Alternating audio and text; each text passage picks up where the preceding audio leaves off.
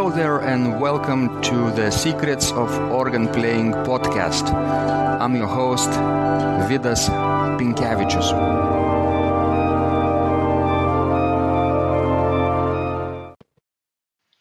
Welcome to Secrets of Organ Playing podcast number 110. Today is Sunday, September the 3rd, 2017. And today's guest is Pieter van Dijk, who is city organist and organist of the Grote Sint Laurenskerk in Alkmaar, the Netherlands, where he acts as a custodian to two of the world's most significant historic organs.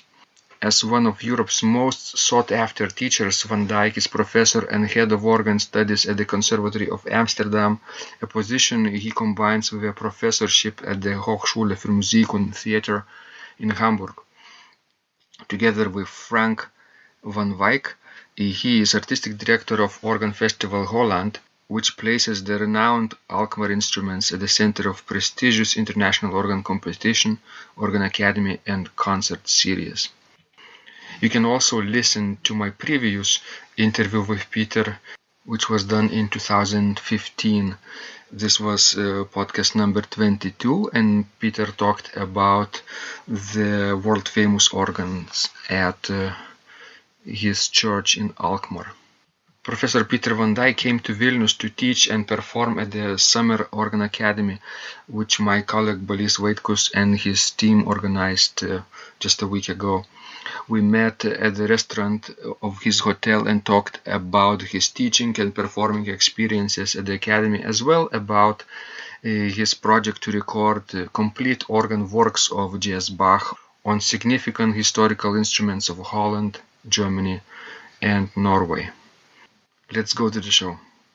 So, Pieter, finally this moment when we meet together and have a great time in Vilnius, have a real cup of cappuccino instead of virtual cappuccino came, and you came to Vilnius and you spent a few days teaching Lithuanian students and also one Polish student too, right? At the Summer Organ Academy that my colleague Balys Vaitkus organized, and I'm so eager to know how your experiences in these master classes were. What did you learn?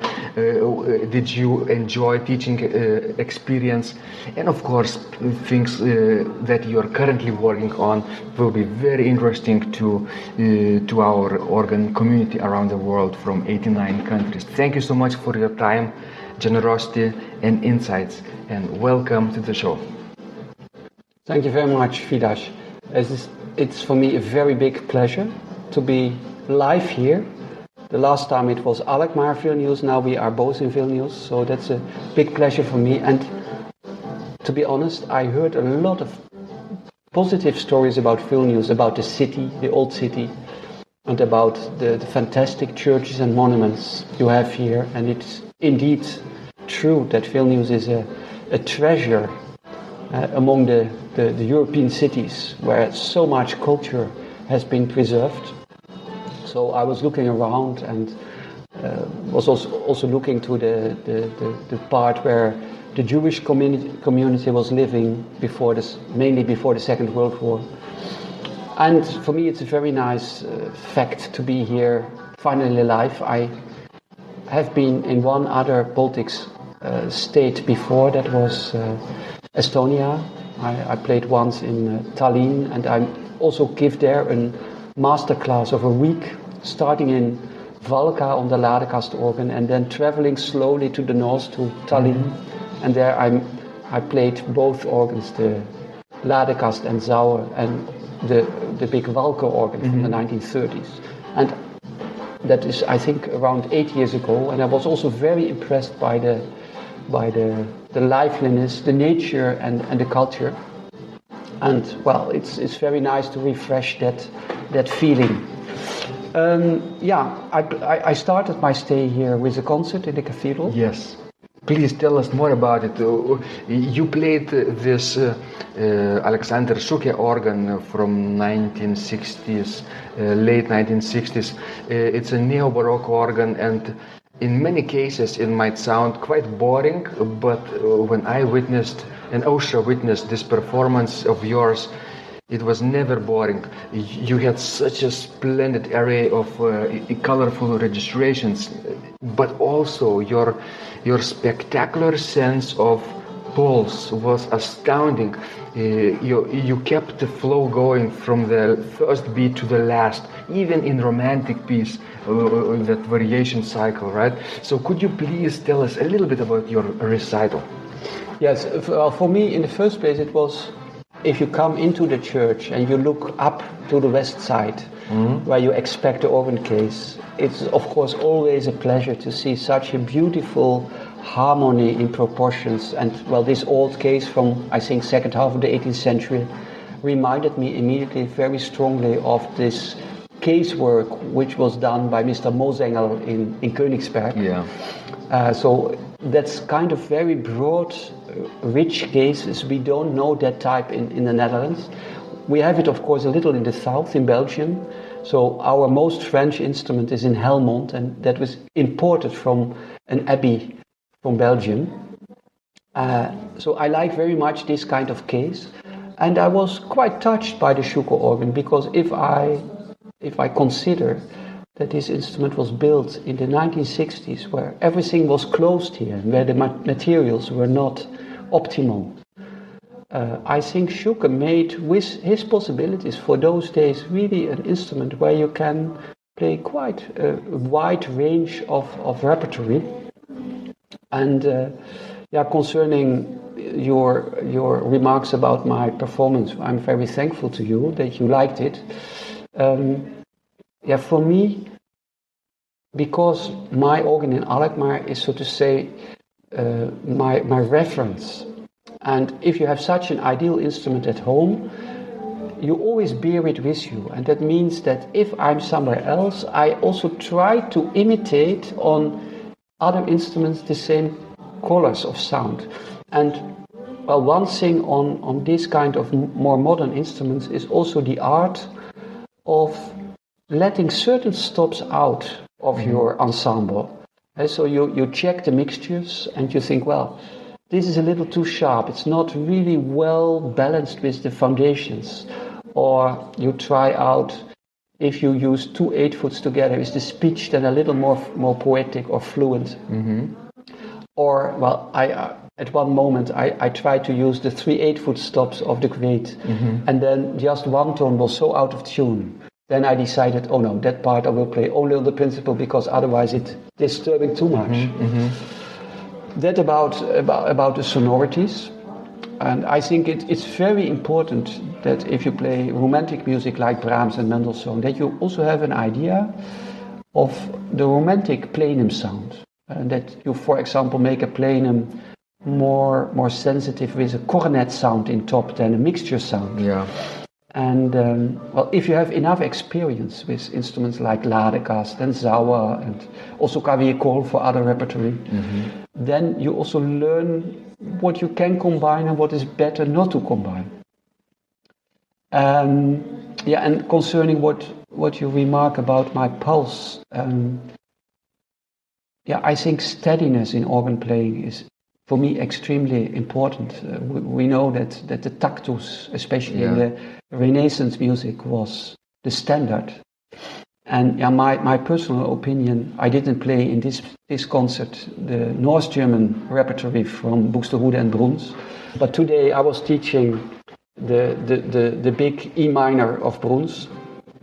And as you know, you can divide the piece in many different parts, and each part has its own character, and also his own tempo indication, and his own time signature. And most of the time, if you listen nowadays to performances, you have the feeling every part is not linked to the other part. And I believe if you make a good choice, there will be one tactus from the beginning to the end, where the tactus is still stable, but where you divide the different accents in a different way. And for me, that is more or less in the North German music, the freedom you have. That you, for example, in a free part, for example, the opening, that you can start a big E minor with an accent, even if it's an unaccentuated note, because it's not the one, it's the one end. And so you can play there ta pa ta ta ta ta, and give the listeners the impression the one is on another moment than it is. For me, that is freedom. And it's not so much that you play with a big accelerando, because the accelerando, in fact, is not freedom. Accelerando has always to speed up. And so it's always a matter of balancing between strictness, freedom, and expression, because you want to play every music as expressive as possible. Fantastic. You started kind of talking also about the courses, right? The summer academy, and about Bruns, and about your students playing these. Were students responsive to your remarks and suggestions? Could they recreate different ideas on the spot, or were they kind of stiff and you had to practice on their own and then come back to you, or how was it for you? Yeah, it was very varied. There were people who could use the information immediately and change their playing 100%. And for others, they were so used to a certain way of playing that they didn't react and listen enough to their own playing. So there were very good examples, and there were some examples of students where they had too much effort to change immediately. Yeah. And one aspect which makes it very hard, especially with early music, is that if you teach on a Schuke organ in this case in the Philharmonie, there is no acoustic, and well, especially this freedom. If you have a general rest and you have no acoustic, so it's very dry in the rest, then it's very hard to respond and to react on that it's a sort of conversation. And also concerning the sound, I think compared to the Schuke in the cathedral, there you have a fantastic acoustic, and quite a fine voicing. There it's a little easier to make a poetic and really telling story in the music. Also, the touch in the Philharmonic hall organ is less precise. So the sound is not helping you. Right. Yeah, and that is of course of this early music, but not only of early music. With César Franck, the sound is also extremely important. Yeah. So it's an important part where you need then your fantasy. And if people, I have my own, what I said before, I carry the instruments where I work with in Holland, always with me. And therefore I'm sometimes able on an instrument which is not so good quality to make a better sound, because I couple things together and I have my ideal in my head. But if students are not used ever to play on really good instruments, then they miss, of course, this imagination for the best sound. Yeah. You're absolutely right that the more probably instruments they try, the more experienced they become in adjusting to different variety of instruments, different environments, different styles. And just a week maybe ago, some of those students were on the organ trip, basically field tour. They tried different historical instruments in Lithuania, so that was a good thing for them, I guess. And on another note, we also imagine that in most of the European cathedrals and churches, acoustics are so vast, and basically the organ plays itself, right? What about the village instruments, small churches, let's say in Netherlands? I suspect the places are not always so easy to make the sound and let the organ speak, right? So probably you mentioned this dry acoustic in the Philharmonic Hall. Sometimes back in Baroque times they also had similar environments, right? Yes, if you think, for example, of northern Germany, where there are beautiful Sweelinck organs, sometimes in very dry acoustics. Yeah. If you take, for example, the large organ in St. Cosme in Stade, it's a huge instrument in relatively small church. And the acoustic is, well, there is acoustic, but it's not very long. But there are churches like, I remember Holland, where you have a very dry acoustic, or Lüdingwort, a fantastic three-manual instrument. It's called the Farmer's Cathedral. Farmer's Cathedral, yeah. Yeah, and it's beautiful, but there you have also to do the acoustics with your touch. And that was one of the things I tried to learn today with a final chord. There was a final chord played and uncontrolled, so the student was lifting her hands very quickly, and then I said to her, do it slowly and try to suggest more acoustic, because then also your sound is more making a diminuendo, and you can even do this movement that you turn your hands out so that the top note and the lowest note of your hand is remaining until the very end, to get a little an impression of that the sound is a little longer.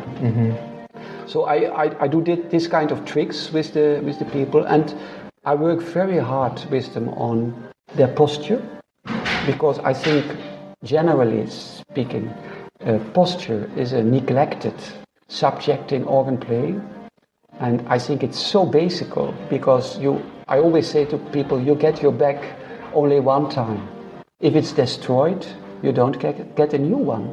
And I know 80% of the organists have back problems. Yeah. So that is an important aspect, especially because we as organists, we are not like pianists. The pianist is always having his Steinway, so he's always sitting so much centimeters from the manual and on the same height. He can always position his body in the same way, and he knows that the touch is having so many grams or kilograms. But as an organist, you have always the fact that you have either a light action or a heavy action, that the manuals are close by, or the third manual or fourth manual is far away.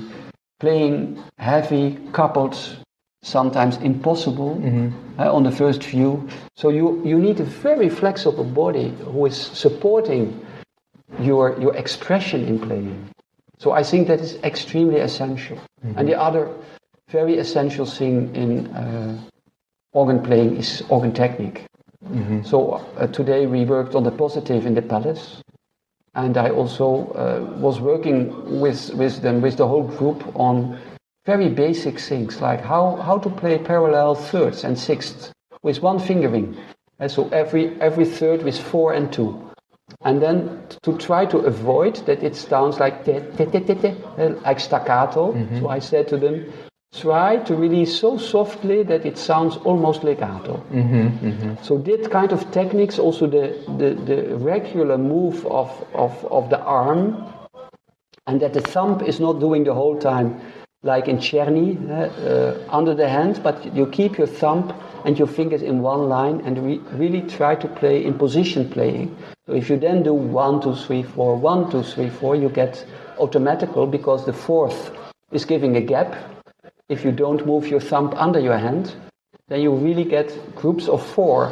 And that kind of things, I have the feeling, most of the students, it's very helpful to hear that kind of simple information. They don't have enough of that information, technical knowledge, of course, here in Lithuania. And talking about back problems, you mentioned, right? A lot of organists have them. Do you think that some kind of physical exercise is helpful? It's like stretching or I don't know, yoga or Pilates or something like that? Slow breathing and helping to relax muscles would be helpful to organists? Yes, of course. But I think mainly it's a matter of how do I sit? So my philosophy is that you have to sit very much in front of the bench. In front. And so let's say against the bench. Why? Because if you play on historic organ, you have to turn a lot. And then they have to learn how to turn. And very important in turning is that the upper body, so the arms and the spine, are not involved actively in the turning, but that they Lower body. yes, that they stay in line, so that the spine is staying always above each other, and that the hands and the shoulders are free. And facing the music rack. Yes, and it's interesting that if you sit actively in front of the bench, your pelvis is going up, it's active, your shoulders are more backwards, your neck is more straight, so you are more able to turn your head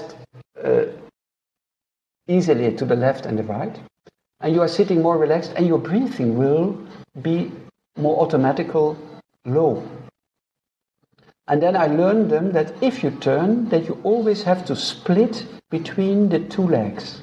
So that if I turn to the right, that first my right leg is going to the right, and then my left leg is going in reaction, but never together. And the other thing I learned them is how to use the weight of the legs, because that's only possible if you sit in front of the bench. Otherwise, you cannot play with weight. And I have a very good example in Alkmaar.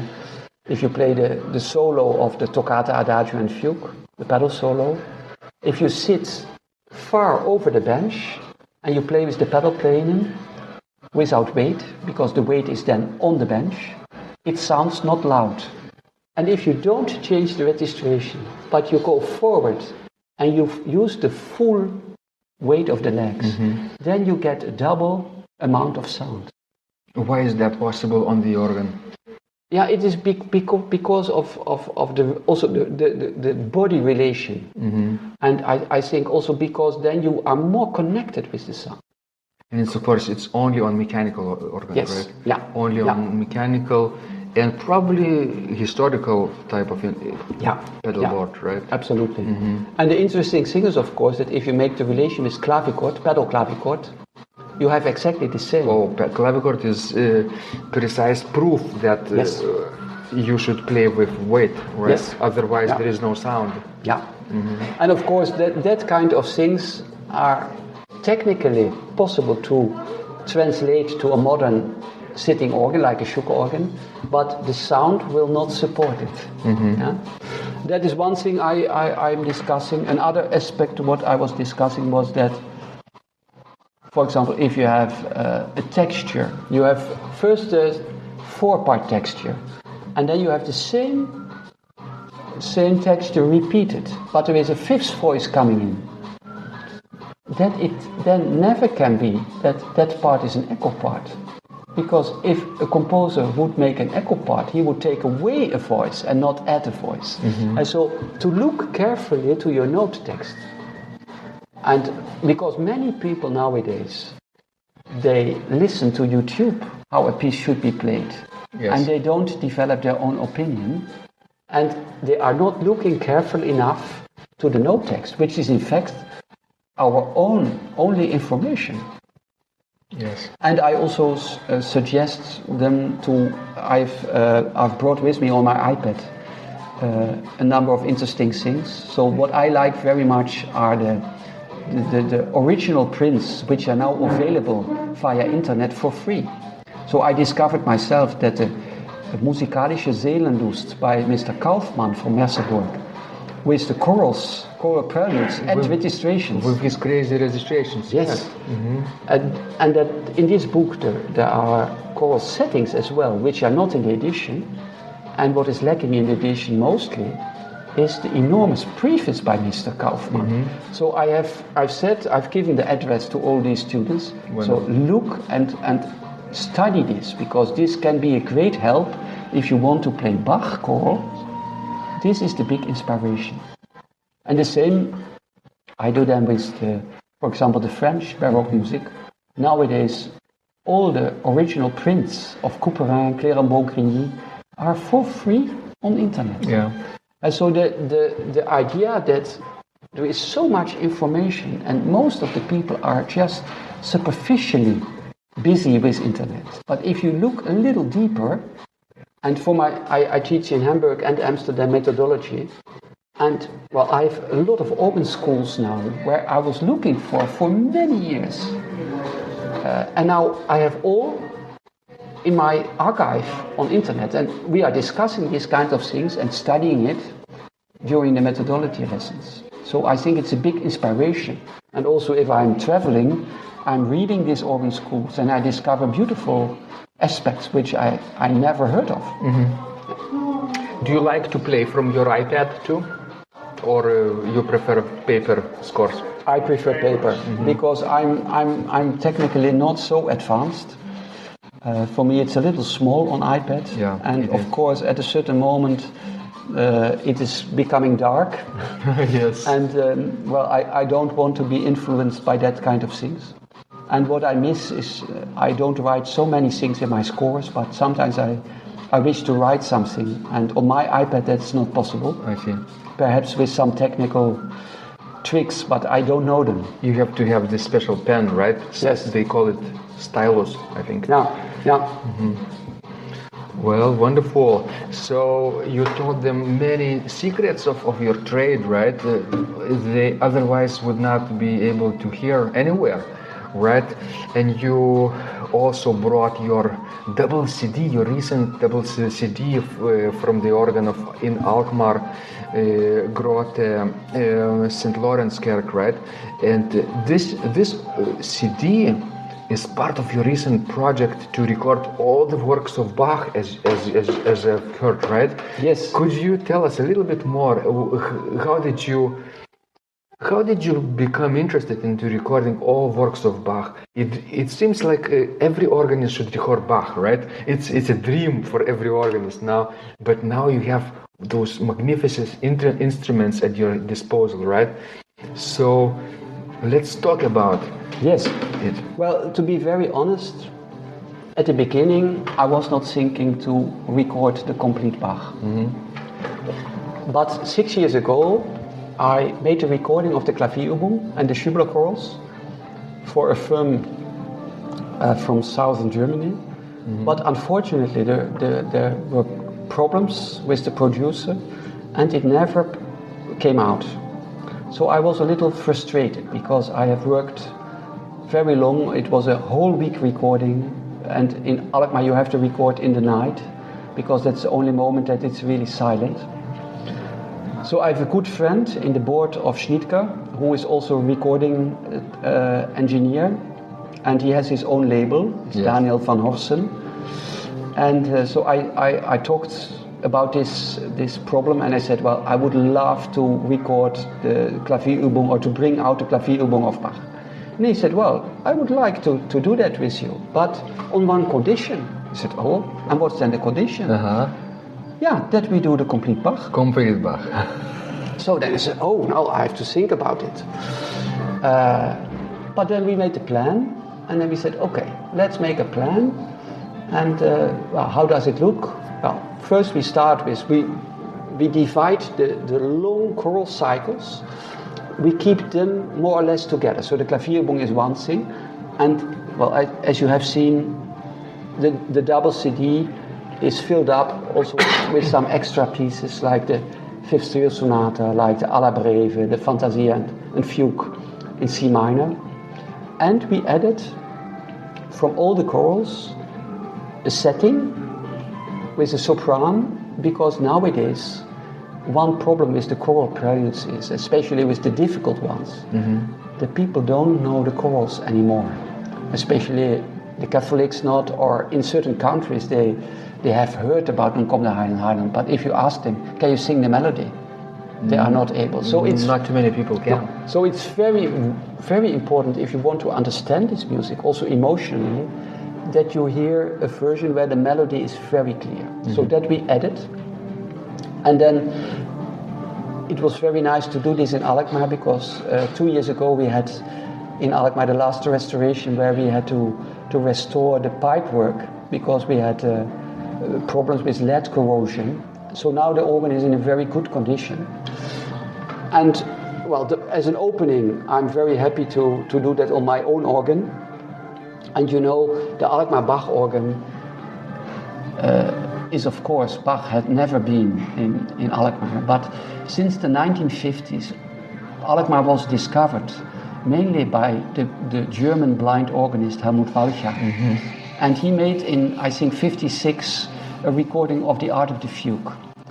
And that recording became so famous all over the world that I still get visitors from America who come to me and say, well, Mr. van Dijk, that recording changed my life because then I decided I will become a professional organist. Yes. So Alkmaar will be for 50% of our recordings the instrument, but we thought it is also very nice to give a broader perspective of good instruments for Bach. And then we made a selection of instruments which are partly very well known. So we will of course make one CD in Freiberg on the beautiful Gottfried Silbermann organ, and there I will record music very strongly influenced by the French style, because the Freiberg organ is a beautiful example of a German instrument with very French elements. We will make in Germany a recording on the instrument where I'm closely connected to the new Scherer Fritzsche Flentrop organ in the Katharinenkirche in Hamburg. And I was also in the commission for the making of this instrument, and I'm in the lucky circumstances that for my class in Hamburg I can teach there every time a morning, so I'm closely connected to that instrument. And in that instrument I will record the pieces where a very clear North-German connection is. So for example the phenomenon choral fantasy I will record in Hamburg. And then we will take one other middle German instrument, that's an instrument by Mr. Wagner, and that instrument is in the north of Norway, in the Cathedral of Trondheim. Trondheim, yes. Restored by Jürgen Arends, also beautiful instrument in a fantastic acoustic. And Trondheim and Freiberg, that's another link, are both my colleagues in the ECHO League, and so the European cities with historical organs. So I know these colleagues very well, and it's very important that you have good conditions for making an optimal recording. Yeah. So that are the instruments outside the Netherlands, the three. And then we selected a number of instruments in the Netherlands which are not so famous. And most of the time they are made like Alkmaar. Franz Caspar was a pupil of his father, Arp Schnitger, but Arp Schnitger had a real organ builder school, and many of his students went to the Netherlands because the market in Germany was filled. So for example in Groningen and in Friesland there worked an organ builder with the name Hinsch, and Hinsch built beautiful instruments in Groningen, but also in Friesland. And Flentrop recently restored two of them, one in Bolsward and the other one in Harlingen.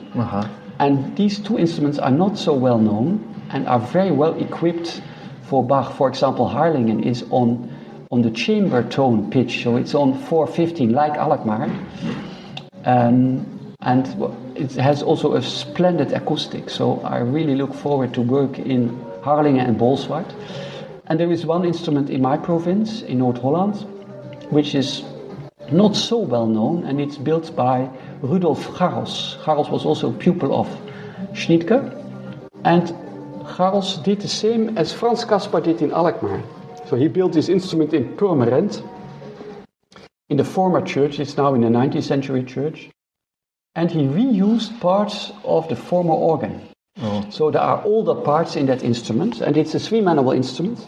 And on that instrument I will make the second double CD, because we most of the time publish two CDs together. And on the second double CD there will be the main repertory will be the Orgelbüchlein, the complete Orgelbüchlein, together with a number of smaller pieces. So small fugues like the Legrenzi fugue, like the small fugue in B minor, like das harmonische Labyrinth, some preludes and fugue like the small E minor, and the G major 5/4-A1, and so I try always to make a very varied program, that it's not just chorals or just preludes, because I think also in a concert program you don't play 1 hour on playing. You need variety.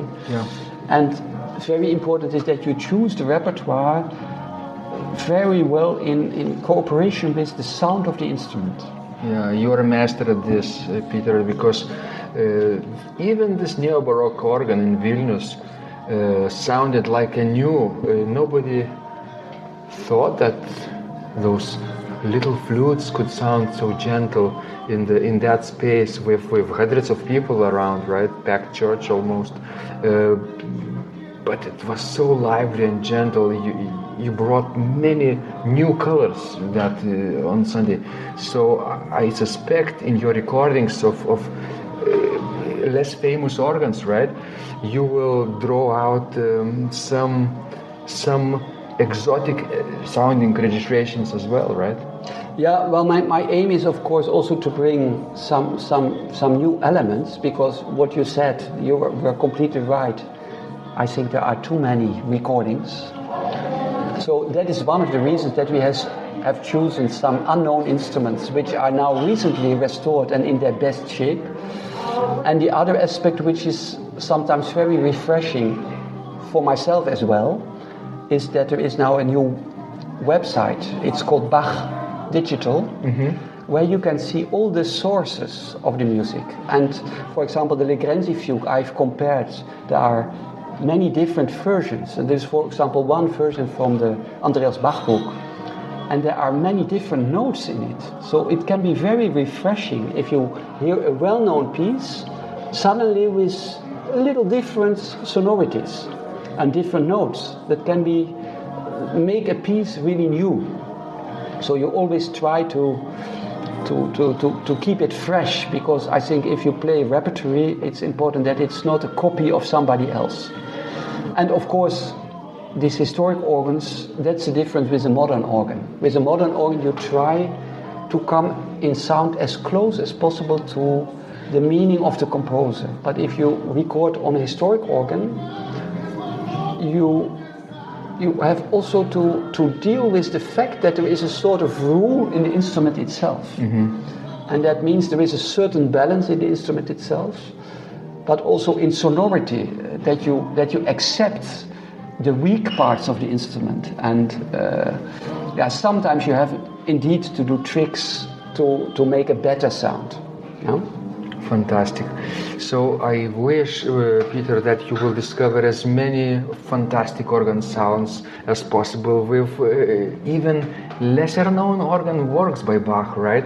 Even this Legrenzi fugue, when you play it in Vilnius, sounded just like a very unfamiliar piece to me because of your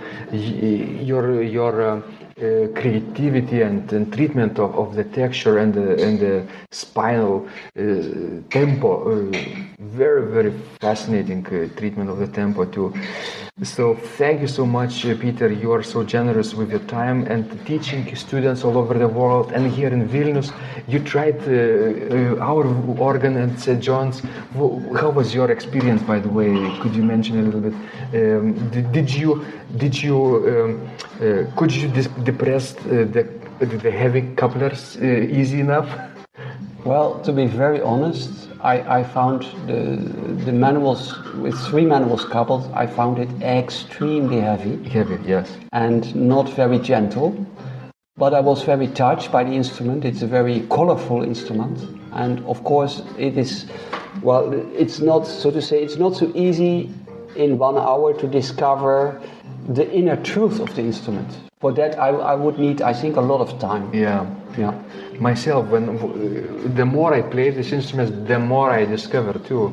The better I can feel it and then draw out the best of it.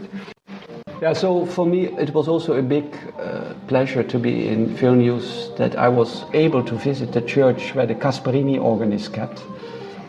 And that is one of the instruments where I heard about a lot. So I was very curious to see the instrument, and I was in the lucky circumstances that I could see the instrument and be inside the instrument and try the stops which are playing at the moment. And well, my big wish is that it doesn't take too long, that this instrument is coming back to its high, splendid quality, because I think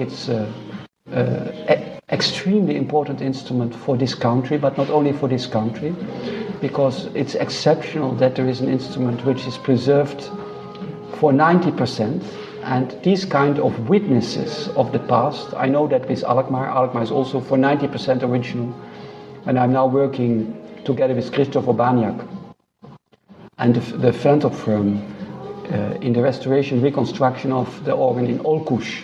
So I know also the problematic aspects of such a reconstruction, restoration, but I think if that kind of things are done, it can form such inspiration for colleagues, for organists, for audience, listeners, for students, for teachers, and I think that will give Vilnius an extra reason to go to visit. Yeah, our country will become even more known in the world because of this instrument, right? Absolutely, because in Alkmaar, Alkmaar is famous as they make advertisement as a cheese city, and we have our cheese markets every Friday in summer. So many tourists are just coming for that to Alkmaar with a bus. But there are also groups coming from everywhere just to see the organs, and if there is something in the church that the visit is not possible, they are so sad, because for them, most of the time, the main reason for coming to Europe is to visit Alkmaar. And I'm sure that if the Kasparini is in the best state again, that it will attract many groups and many interested people, and that is of course an aspect which is very, very fresh and new for me. I was impressed not only during my concert, but also in the concert we visited this evening, how big the audiences are, and that is fantastic. I mean, there is here really a public for this kind of music, and it's a pity that at this moment the high-level instrument is missing, and in fact it is there, but after 20 years it should sound again in its best way. Yes, my hope is also the same, Peter, that current restoration will take place very, very carefully in a quality manner, according to the latest developments of international research, right? And of course, it would be great to have this international group of advisors, experts on historical organ builder and restoration techniques to come together into some kind of conclusion, right? And to discuss what is possible, what is not possible, how it's done, and what's the best for this landmark instrument. So, Peter, for ending, of course, our listeners all over the world would like to know more about you and your wonderful organ recording project, right? Complete works of Bach. So could you give us a link where they could find you and your work online? Yes, I think the most simple is to look at the website of the producer, and well, I think it's the easiest if you publish it in text. Huh? Yes.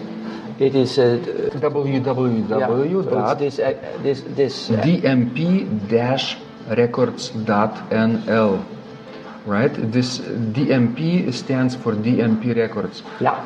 Mm-hmm. And the nice thing, if people are interested to have the whole series, they get, of course, a reduction. So the normal price for a double CD is 25 euros. But if they sign in for the whole project, and the whole project will be 20 CDs, they can get each double CD for 20 euros.